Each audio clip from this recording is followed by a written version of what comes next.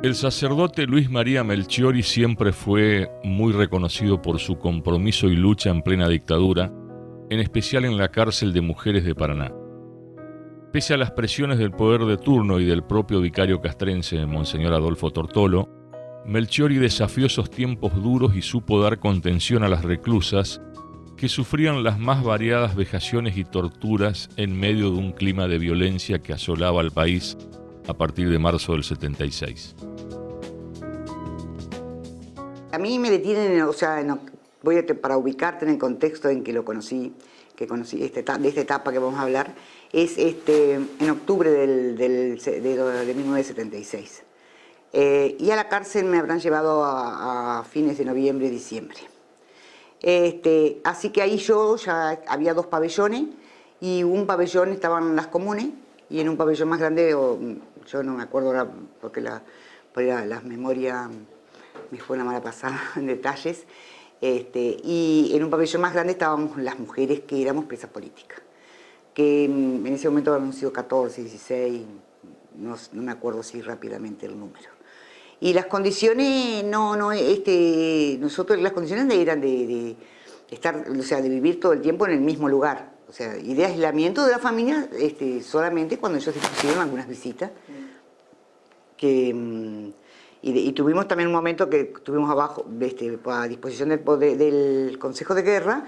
Entonces, ahí en ese momento también se cortaron las visitas, después, pero había una visita para fin de año. O sea, estuve muy poco tiempo en Paraná, en la unidad penal número 6.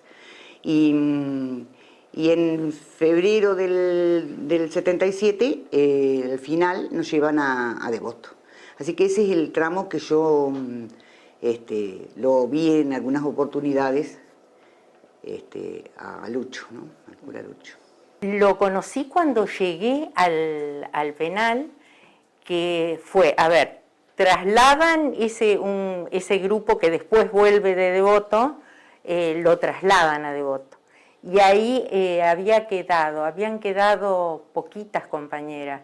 Juanita Díaz, María Eugenia Volpe,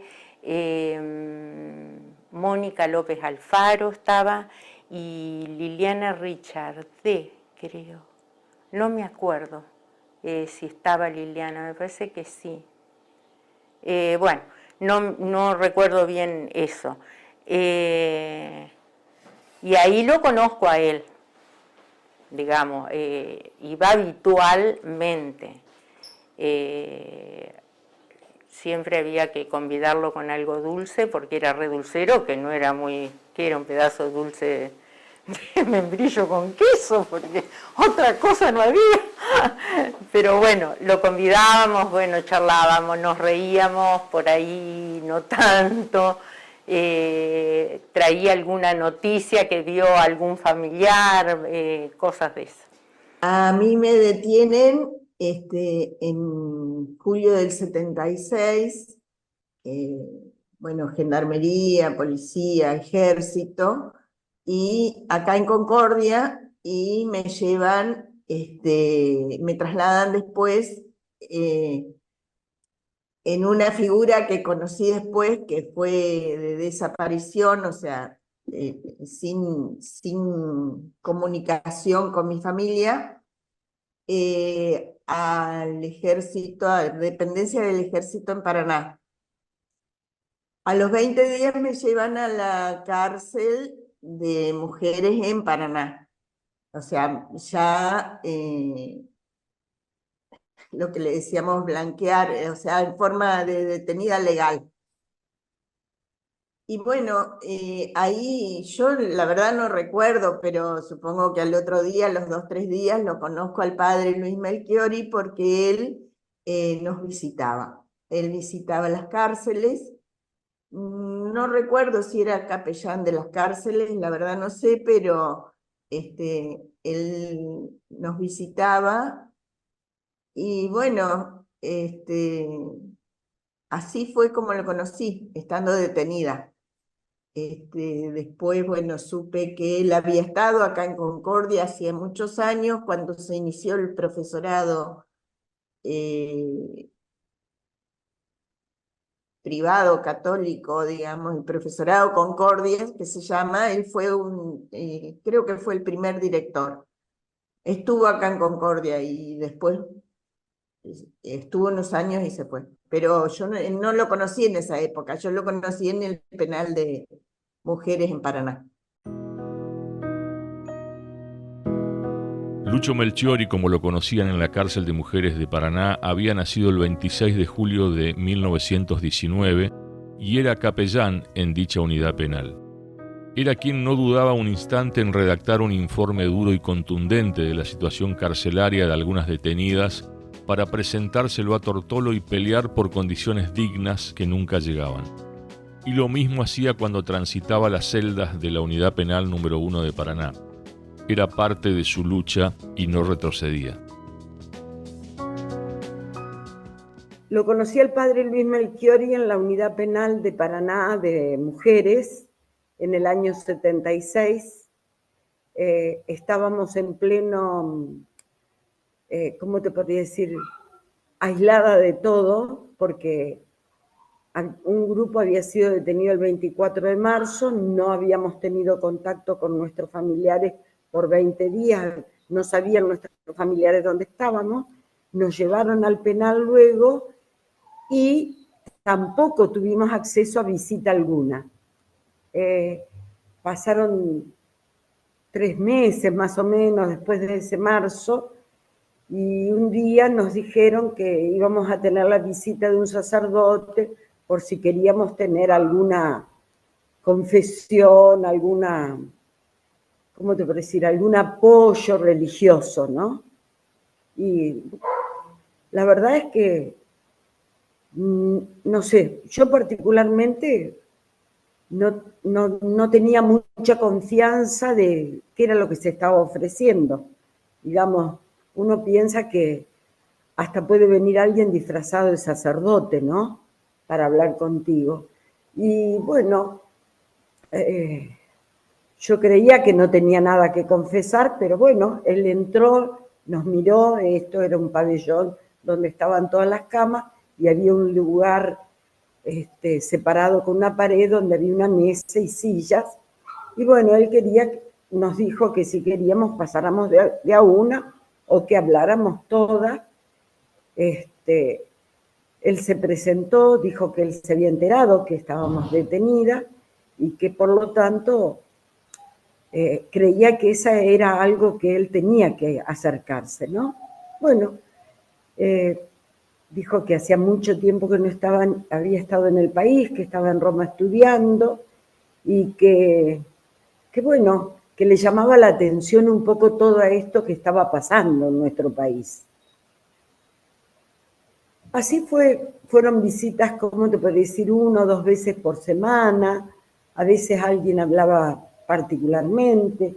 Al padre Luis Melchiori lo conocí en Paraná cuando a mí me detuvieron.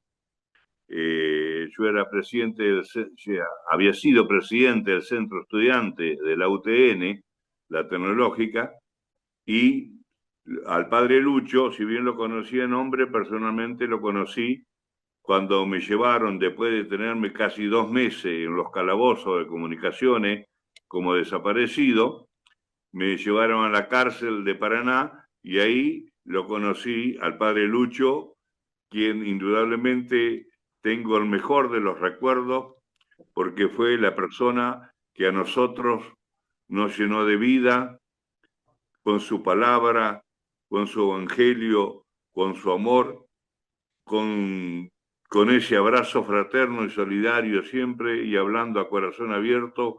Fue un apoyo fundamental porque nosotros veníamos muy realmente lastimados, torturados, apaleados, como las compañeras nuestras también. Y bueno, el padre Lucho fue fundamental en esa etapa tan oscura y tan nociva, y era el rayo de luz que todos los días o los domingos nos daba esa misa y esa sanación a través del Evangelio, de su palabra y de sus emotivas homilías también, que nos levantaba a nosotros realmente. No tengo más que recuerdos preciosos y esos diálogos que tuvimos y que tú personalmente tuve con el padre Lucho? No tengo así presente cuántas veces iba, pero él iba, él era el capellán de la cárcel. Iba en momentos distintos del día o de la semana, él se daba una vueltita. Y yo, como siempre cuando había una nueva, digamos, o una sin entregada, había como una relación, digamos, a preguntarme quién era, cómo había pasado. Y bueno, yo le conté, digamos, lo que yo venía toda a mí me habían torturado, entonces estaba toda lastimada. Y bueno, seguramente le mostré todas mis heridas que tenía en el cuerpo, en las ataduras y en la nalga, digamos, que estaba toda lastimada por la picana. Y bueno, y por ahí los golpes. Así que, digamos, sí, como recuerdo, era, digamos, como una persona, como uno, ya me habían dicho las demás, que era una persona confiable. No en cuanto a pensar que yo me iba a confesar en esos términos, porque no eran esos sino en hablar con alguien que no sea, ¿cómo se dice?, un policía, un milico que me tratara mal. Entonces, digamos, estaba con esa situación vulnerable, entonces alguien que te resulta cariñoso, agradable. Así que tengo esa imagen de ser una persona interesada en cómo estaba. Él empieza, lo hostigaban mucho, desde llamadas telefónicas diciéndole que le iban a pasar cosas que no le iban a gustar, hasta que le contestaba groserías, porque era re boca sucia. Entonces les decía todo lo que vos te podés imaginar. Bueno, eso hasta que después ya empezó a sufrir hostigamiento cuando él iba a visitarnos. O sea, cuando iba a entrar al penal, o al de mujeres no tanto, cuando cruzaba el de varones, le abrían el auto, le requisaban todo.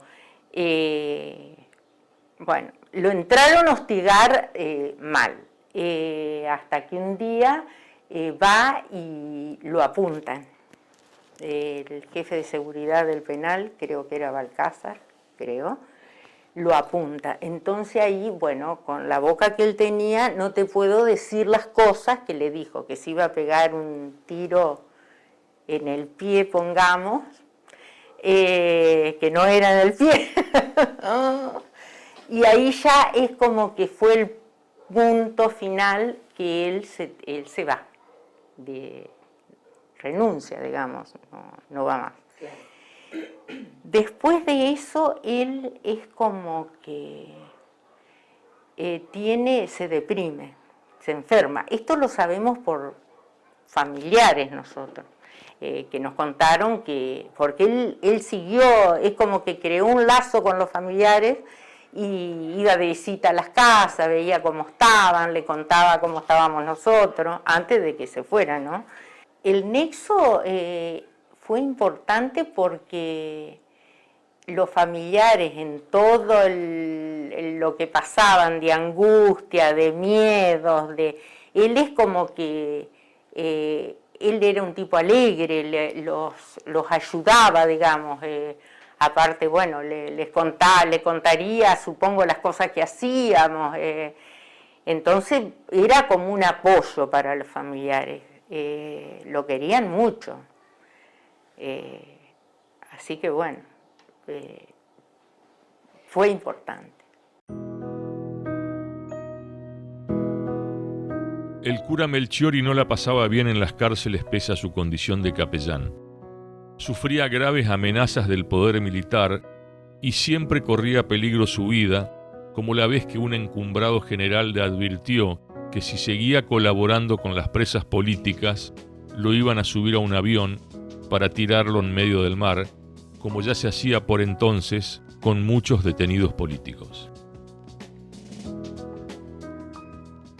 El pabellón era un pabellón muy grande, muy alto, que tenía ventanas altas, por lo tanto nosotros no llegábamos ni aún subiéndonos a una mesa para ver.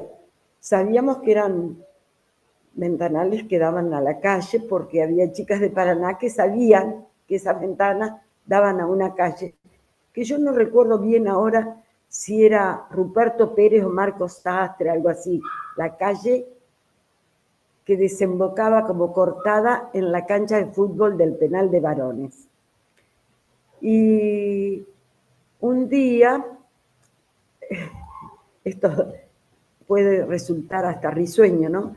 Arriba de la mesa pusimos una silla y, bueno, la curiosidad hizo que nos subiéramos a la mesa, a la silla, mientras estábamos todas encerradas, ¿no? Ay, chicas, se ve ahí pasó alguien por la vereda de enfrente. Bueno, se ve que alguien comentó o avisó al penal nuestro y con los poquitos días escuchamos movimientos del lado de afuera y nos tapialaron toda la ventana, las dos ventanas que daban a esa calle. ¿Por qué te hago esta anécdota? Porque, bueno, para nosotros fue terrible, aunque no era algo que lo hacíamos normalmente, lo habíamos hecho esa sola vez, y llega el padre Lucho, el padre Melchiori, como le decís, llega y nos dice, ay, ¿qué les pasa que tienen esa cara? Miren lo que nos han hecho, ¿no? Y entonces él miró y dijo, ¿y por qué? Bueno, y le dijimos la verdad, es que una de nosotras se había subido, había mirado. Y entonces dijo, pero esto no puede ser tan cruel. ¿Qué van a lograr ustedes? ¿Qué van a...? Y entonces dice, y les quitaron la luz de la siesta, sí, porque por ahí entraba un solcito, que no es que nos daban, no daba ni siquiera en las camas, pero iluminaba, ¿no? Y ¿sabés lo otro que nos llamó la atención? Que también, eso era como el otoño, principio de invierno, veíamos las hojas de los árboles. Nosotros estábamos las 24 horas dentro de un pabellón muy limpio, muy acicalado, no pasábamos frío, pero ver el sol y el cielo, o ver las hojas de los árboles, tiene un sentido diferente para el que está sin libertad. El padre Lucho, como decía anteriormente, era ese rayo de luz que nos iluminaba, su palabra bendita, su abrazo fraterno, para nosotros fue tan importante porque veníamos muy mal, anímicamente, espiritualmente, y su palabra nos levantaba, nos elevaba, su palabra era sanadora. Esos momentos son inolvidables en mi vida.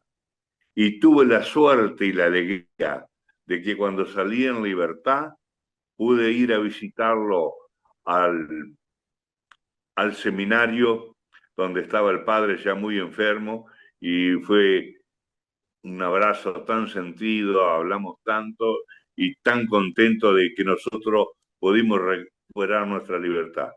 Pero reiterando, en lo personal, fue fundamental la ayuda que nos dio realmente. Yo vengo de una familia católica, yo seminario también de cura, pero yo era externo, pero esa palabra, la palabra de Dios, ese abrazo, el tener cura, de tenerlo a Jesús viviendo con nosotros espiritualmente, era como te podría decir, era la caricia al corazón que nosotros esperamos, porque era el único que entraba, venía desde afuera y entraba al penal, y esa palabra sanadora de él, hasta el día de hoy, mirá, se me pone la piel de gallina realmente, hermano, porque ojalá, y qué merecido reconocimiento a alguien que fue tan vilipendiado, agredido, maltratado por los militares por haber tenido no solo con los hombres, sino las mujeres y con todos los presos, porque no había los presos comunes también, el padre Lucho era un canto de luz, realmente.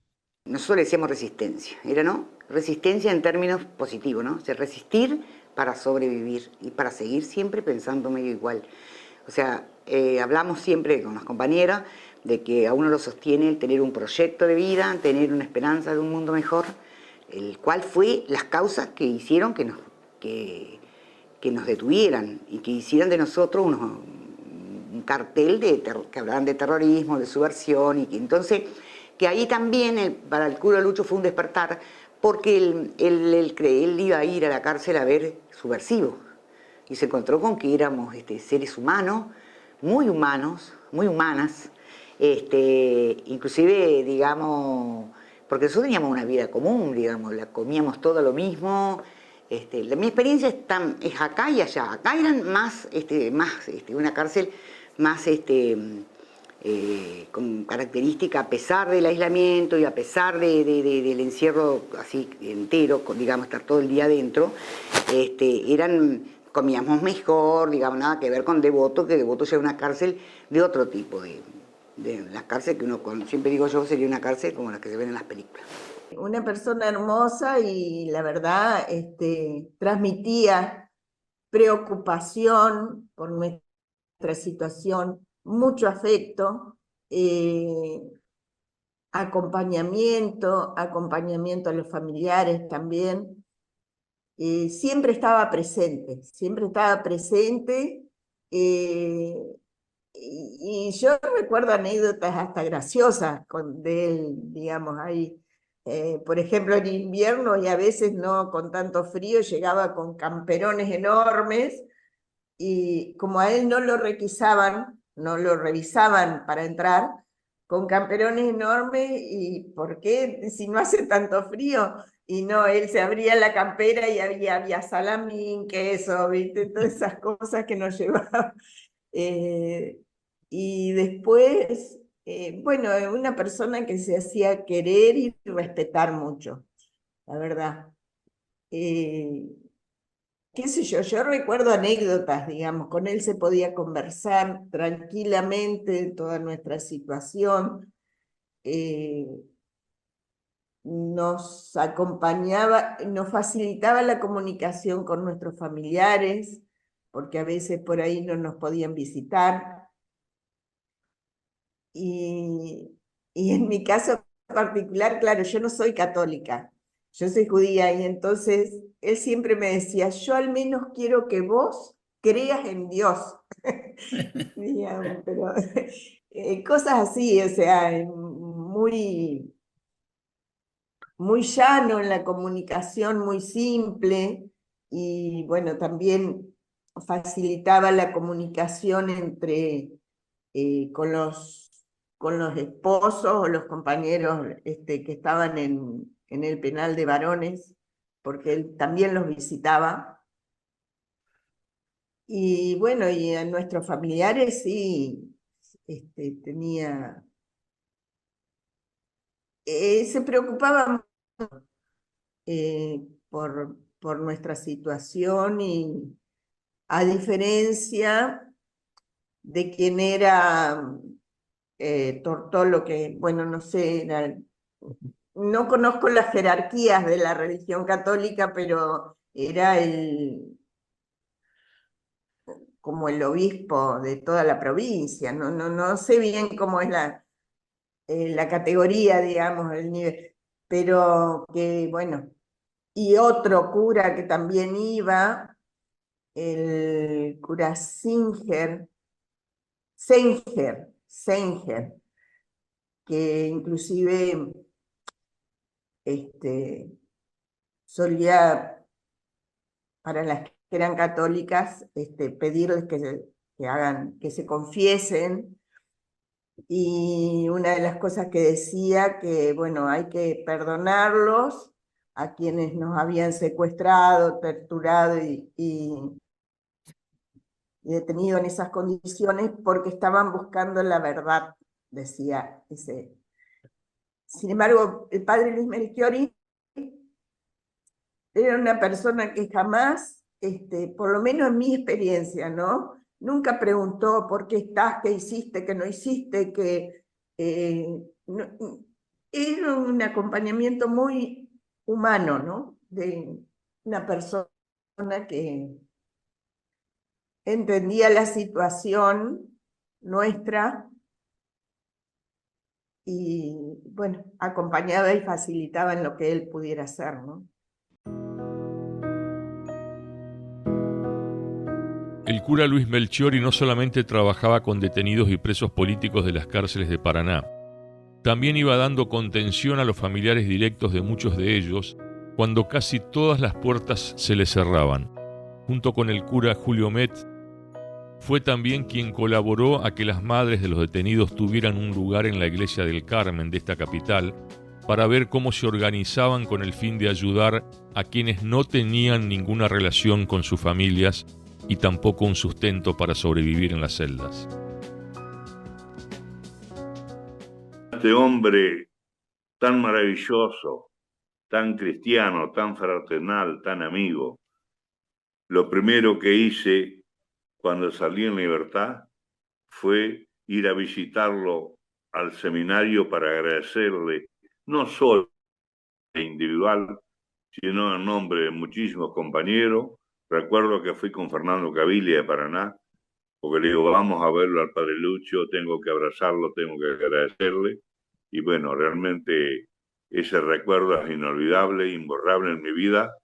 Son esas caricias al corazón, y bendito sea Dios que pude encontrarlo vivo, ya muy enfermo, pero bueno, poder haberle decirle cara ese hombre que lo vi partir del penal de Paraná llorando porque veía las vejaciones, veía las torturas de todos los compañeros que estamos en el penal, las veces que los vi llorar y las veces que despedía con ese abrazo tan profundo, bendito sea Dios que pude agradecérselo personalmente en vida.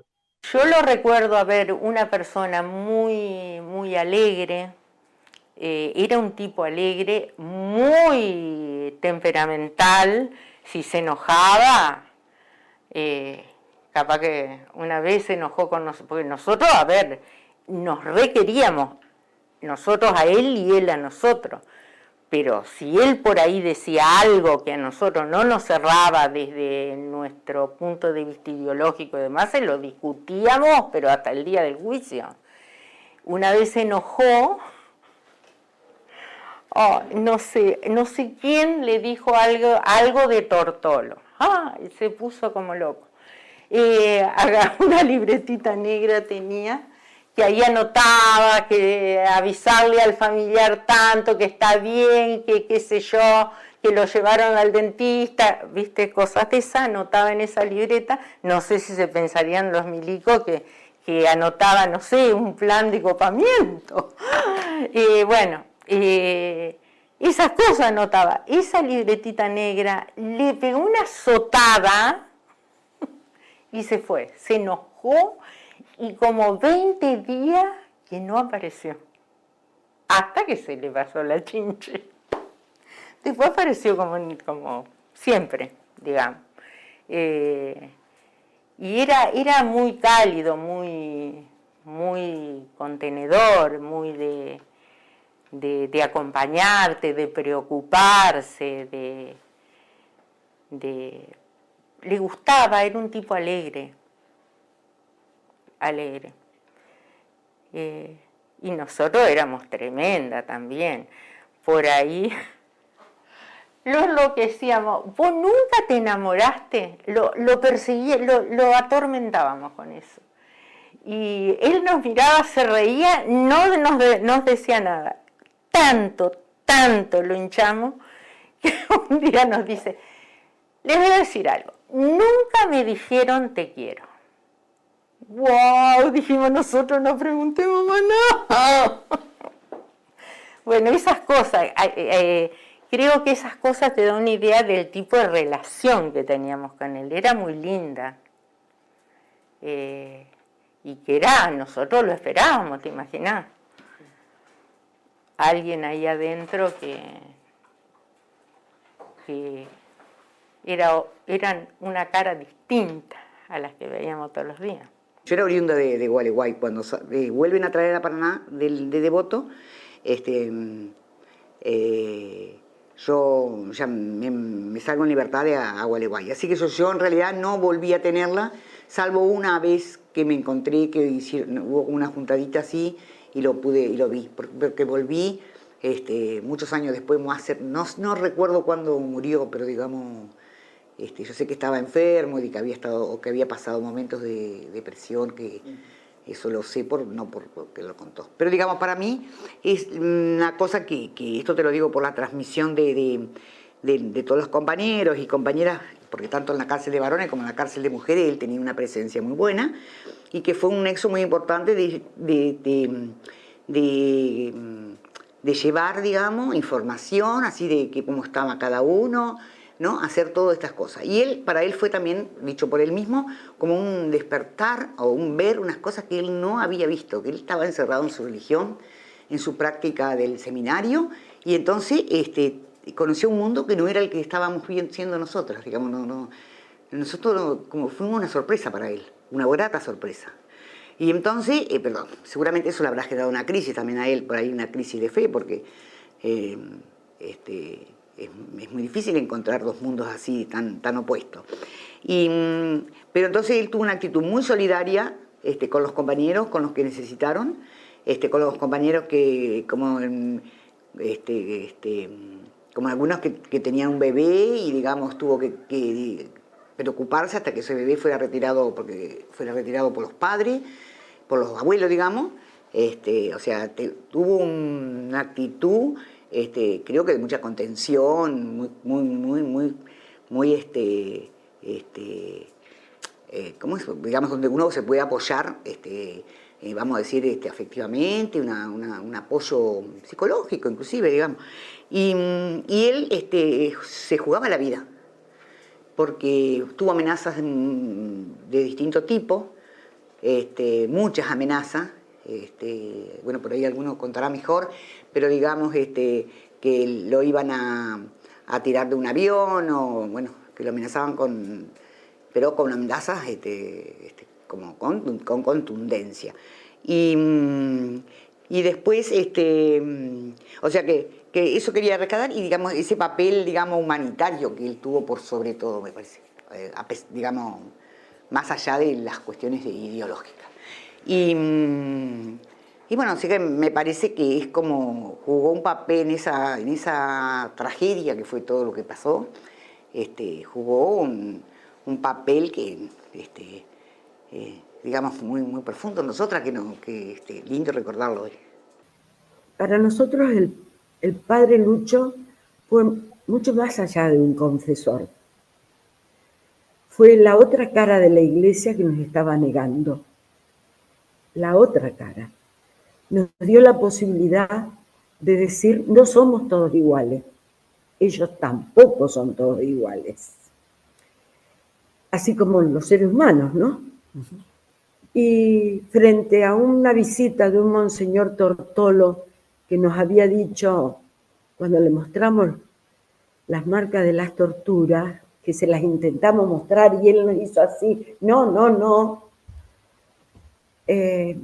Yo lo único que puedo asegurarle es que no las van a matar. Lo que hagan con sus cuerpos, ya no puedo.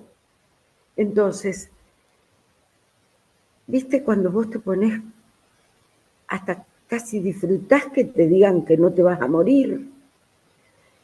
Bueno, estuvo esa cara y estuvo esta otra. La posibilidad de encontrar a alguien que fuera diferente. Ese mojón que a veces se necesita uno para apoyarse, para no caer. Fue el padre que escuchó todas las contradicciones que pudimos haber tenido la gente que profesaba una religión. Había gente que no tenía religión, que lo decía abiertamente porque estábamos en libertad internamente para decírnoslo sin pensar que íbamos a ser rechazados. Y hubo otros, como en mi caso particular, y discúlpame, no quiero ser autorreferencial, pero le tenía que decir a él que no podía creer que Dios fuera responsable de todo eso, que me hacía pensar que no debía creer en el cristianismo. Y ese día él lo único que hizo fue agarrarme la mano y me dijo: créeme, Oliva, que en esos hombres que te hicieron a vos y a tus compañeras tanto daño, también caminó un Cristo. Te pido que lo descubras, me dijo.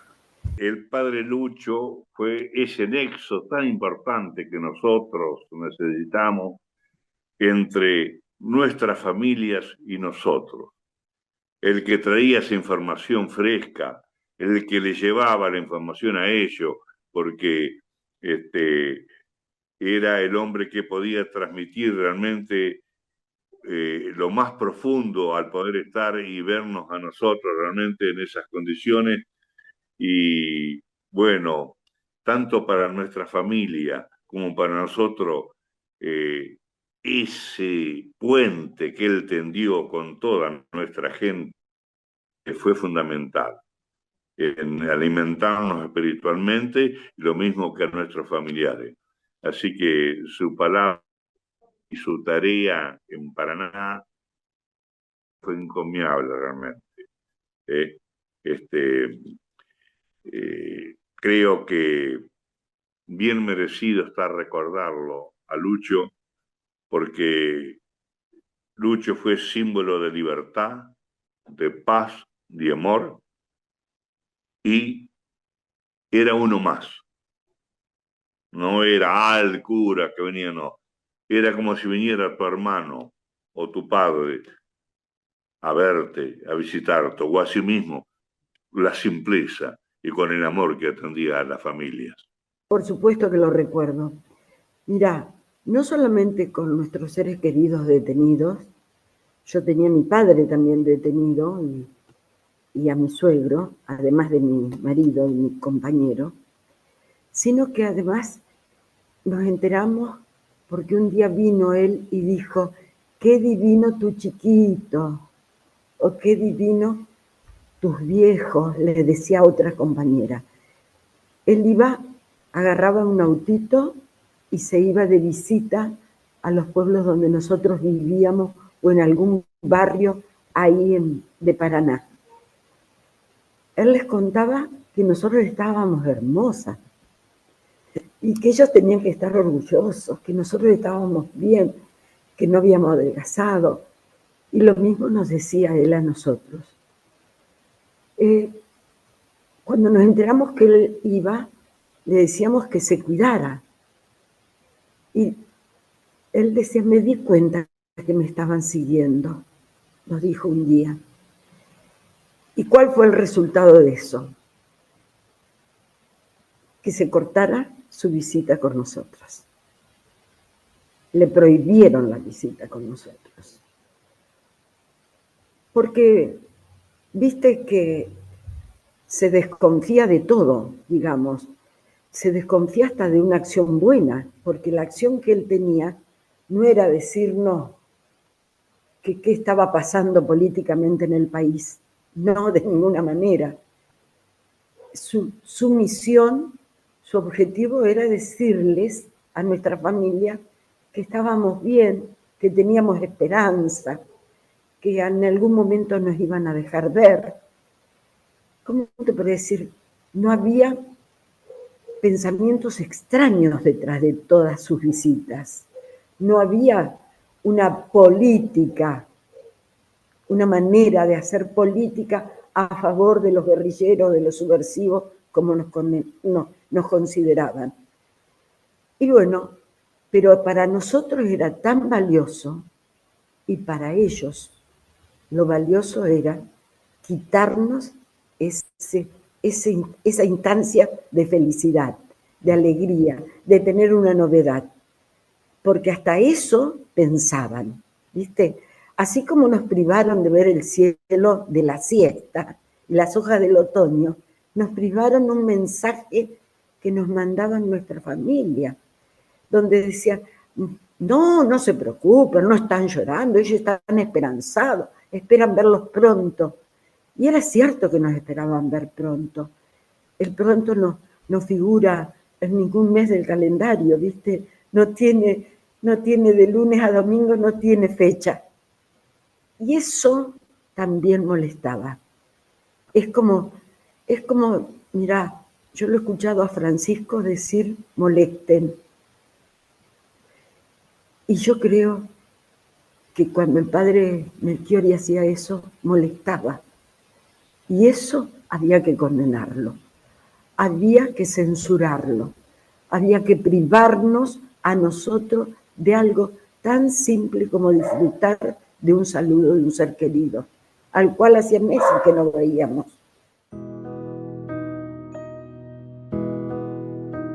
Cuando retornó la democracia, el cura Melchiori no dudó un instante en aportar su testimonio a la investigación bicameral de la Cámara de Diputados de Entre Ríos o a la propia justicia federal cuando se abrieron las causas por lesa humanidad.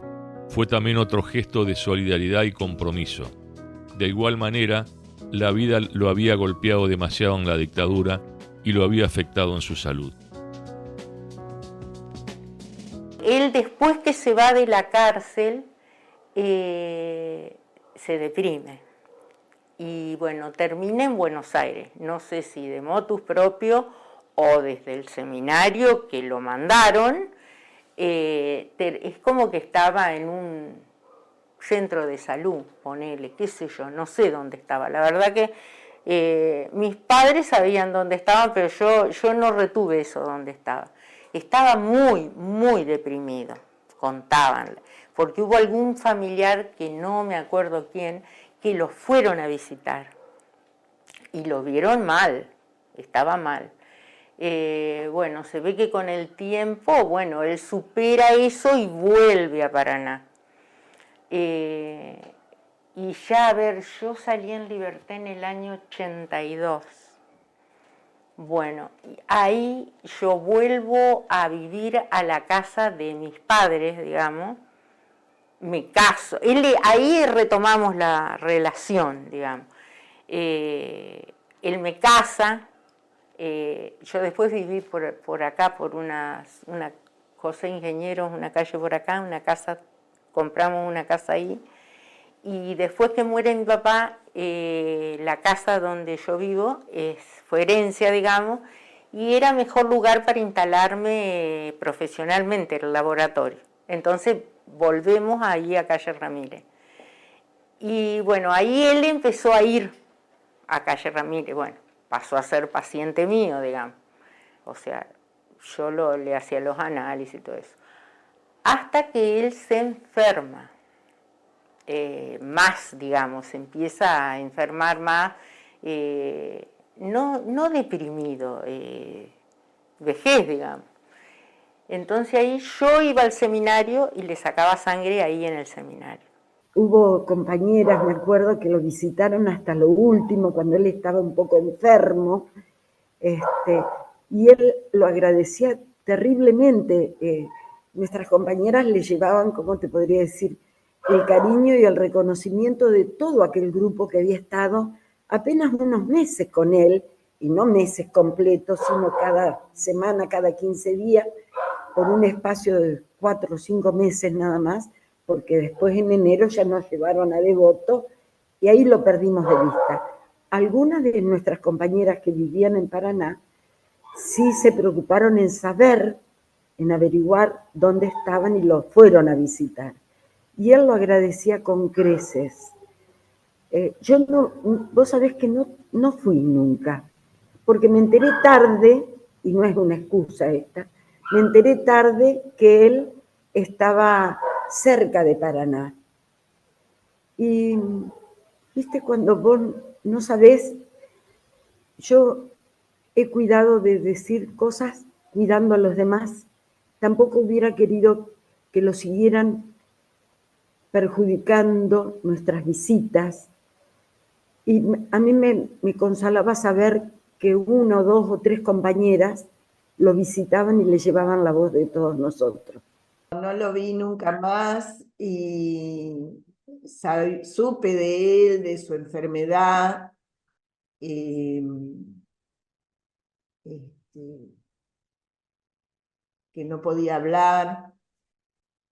Supe por compañeros de Paraná que lo habían visto.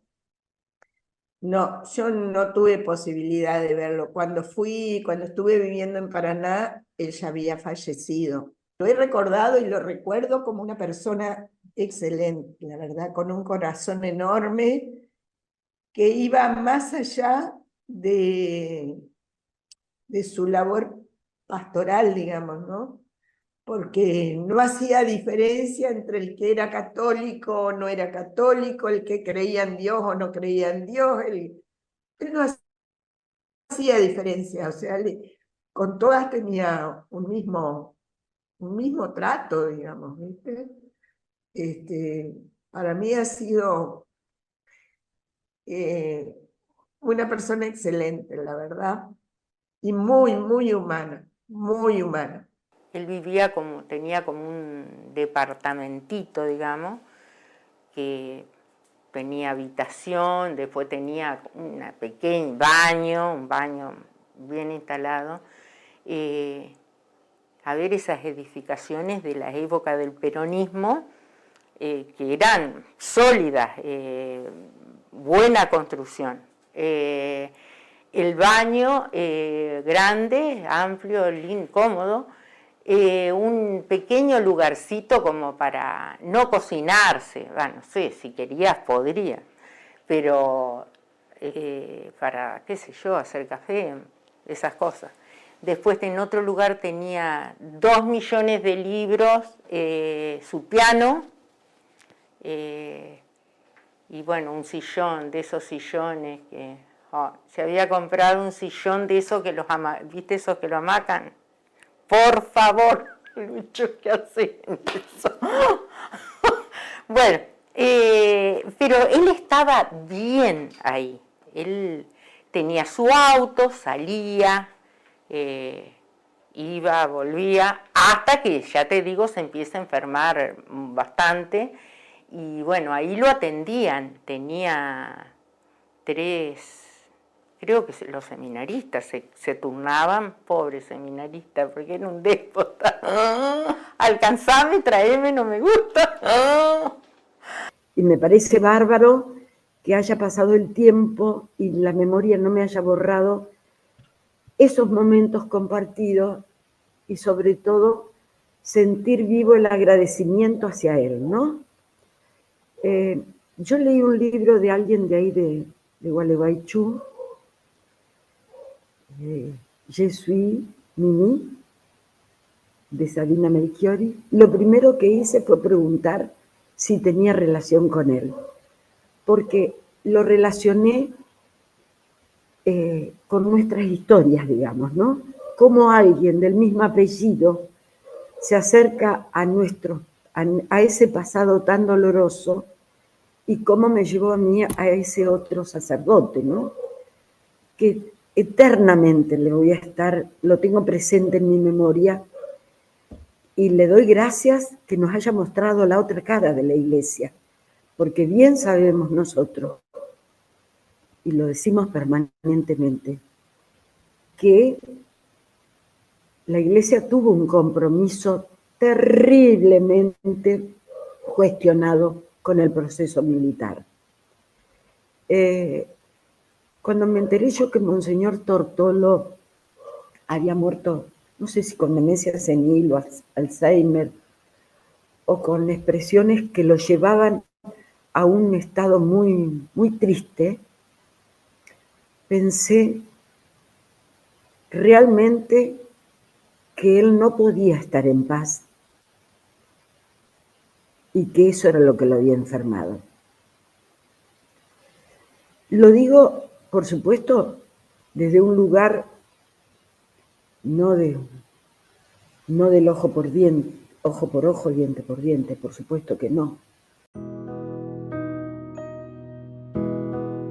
El cura Melchiori falleció en un lugar religioso y de descanso de Paraná, solamente rodeado de otros curas ancianos y religiosas que lo fueron cuidando hasta su deceso, el 25 de marzo de 2006, a los 87 años y a 30 años del inicio de la última dictadura. Y nadie olvida lo que hizo y enseñó. Termina en el Donuba, que con la total resistencia de él, porque él no quería ir al Donuba, él se quería quedar en el seminario. Bueno, termina en el Donuba, y ahí son las últimas veces que yo lo veo. Después, bueno, muere. Sí, me marcó, la verdad que fue en el caso mío, me casó, suponte, o sea, es como que nos vimos muchos años después, afuera, digamos. Pero digo, debe haber sido terrible para él haber sido consciente de los cientos de chicos y chicas, porque eran jóvenes muchos de ellos, la gran mayoría, que terminaron en el mar o terminaron en fosas comunes. Y hay que convivir con esas imágenes, ¿no? O absolviendo a quienes fueron los que dictaron órdenes y a los que las cumplieron por obediencia debida. Debe haber sido terrible para él. Y yo creo que eso es lo que lo enfermó.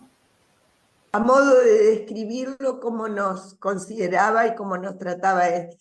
Él siempre nos decía que nosotros éramos las rosas y que él era la espina.